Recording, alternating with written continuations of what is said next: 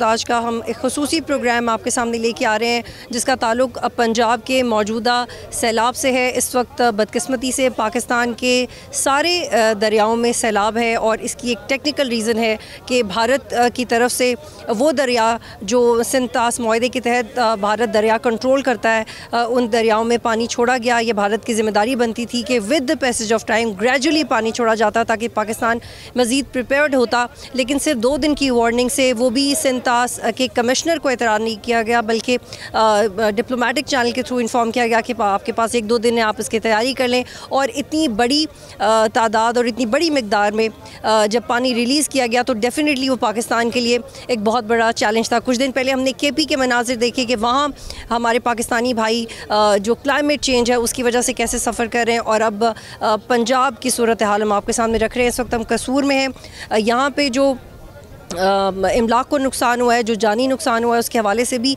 आपको आगाह करेंगे। लेकिन यहाँ ये बावर करवाना बहुत ज़रूरी है कि ये 2 ममालिक में से एक मुल्क के ह्यूमैनिटेरियन एटीट्यूड से बहुत रिलेटेड है। अगर भारत ने इस हवाले से ज़िम्मेदारी का मुजाहरा किया होता और इस बात को समझा होता कि बारिशें भी ज़्यादा हो रही हैं और उनके डैम्स ओवरफ्लो कर रहे हैं और उनको अपने स्पिलवेज़ खोलने पड़ेंगे और ये सारा बोझ पाकिस्तान पे आएगा, तो भारत में तो जो नुकसान हुआ ही है वो उसको भी कम कर सकते थे और जो पाकिस्तान का चैलेंज है उसको भी कम कर सकते थे। लेकिन अनफॉर्चुनेटली दोनों ममालिक में वो एक बेहतरीन कोऑर्डिनेशन नहीं है जिसका पूरी तरह से ज़िम्मेदार भारत है। इस वक्त पंजाब की सूरत हाल से आपको आगाह करते हैं कि जो रिसेंटली फ्लड्स हैं ये 88 से लेके अब तक ये मैसिव हैं और जो डिस्प्लेसमेंट हुई है, जो लोगों की नकल मकानी हुई है, उसमें 14,60,000 लोगों को डिस्प्लेस किया गया है। सतलुज और चनाब के जो दरिया हैं उनके हेड तरीमों के हवाले से आपको आगाह करें तो वो भी अपनी बुलंद तरीन सतह पे था, जिसके बाद जब दरिया ओवर फ्लड हुए तो 17 लोग जाम बहक हुए और 1400 से ज़ायद विलेजेस, गांव देहात इस हवाले से इफ़ेक्ट हुए हैं। झंग, शोरकोट, खाने का फाल, मुल्तान और इसके गिरदोनवा के जो इलाके हैं बुरी तरह मुतासर हुए हैं। इस बात को यहाँ पर नज़रअंदाज नहीं किया जा सकता कि गवर्नमेंट की तरफ से एक बड़े पैमाने पर इवैक्यूएशन ऑपरेशन किया गया है, लेकिन जो लोगों के खेत तबाह हुए हैं, जो लोगों के घर तबाह हुए हैं, जो लोगों के घरों में पानी खड़ा हो गया है, उनके पास कोई मुतबादिल नहीं होगा।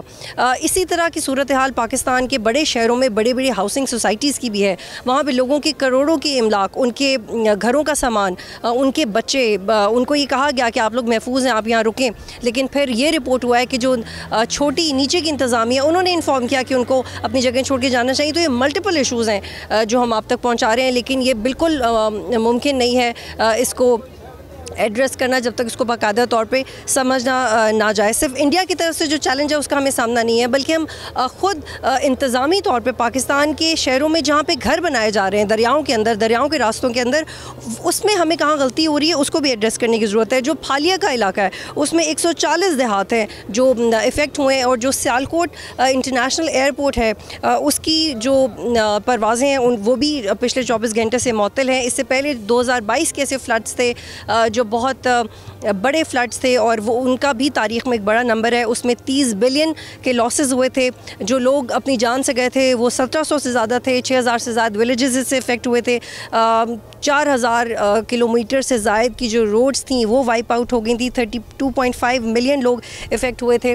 और ऐसा बहुत सारा डाटा हम प्रोग्राम में आगे जाके आपको पेश करेंगे और दिखाएंगे कि इस वक्त जो गवर्नमेंट की तरफ से रेस्क्यू सर्विसेज हैं, वो NGOs जो अपने इतने लोगों की मदद कर रही हैं और वो लोग जो ख़ुद अपनी मदद आपके तहत अपने आप को बचा रहे हैं, और ऐसे बहुत सारे लोग हैं जो मदद नहीं चाहते और किसी भी तरह अपना हाल और अपना घर छोड़ना नहीं चाहते।